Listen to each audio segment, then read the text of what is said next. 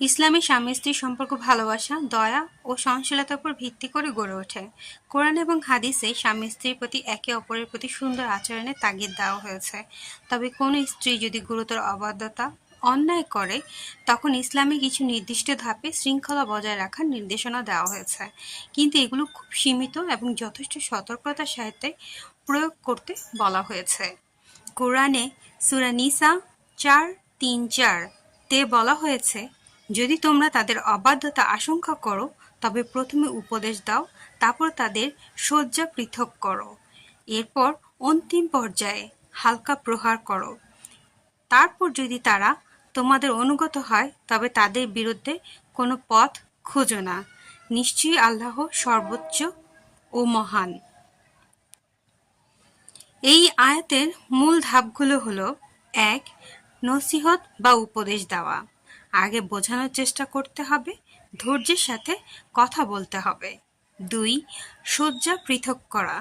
দাম্পত্য সম্পর্ক থেকে কিছুটা দূরে সরে গিয়ে গুরুত্ব বোঝানো। ৩. অতি হালকা স্পর্শমূলক শাস্তি। যদি উপদেশ এবং পৃথক থাকার পরও স্ত্রী সংশোধন না করে, তখন হালকা প্রহার করার অনুমতি রয়েছে, তবে এটি যেন কোনোভাবে আঘাতের চিহ্ন না রাখে, অসম্মানজনক বা কঠিন না হয়।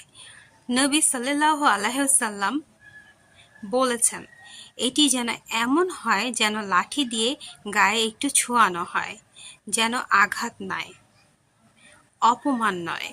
সহিহ মুসলিম। কিছু গুরুত্বপূর্ণ শর্ত: এটি হবে শেষ অবলম্বন। আঘাতে শরীরের কোনো ক্ষতি বা দাগ পড়বে না।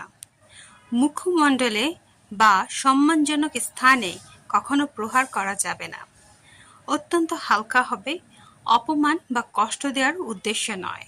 সর্বোত্তম হল সহনশীলতা, ক্ষমা এবং মীমাংসা।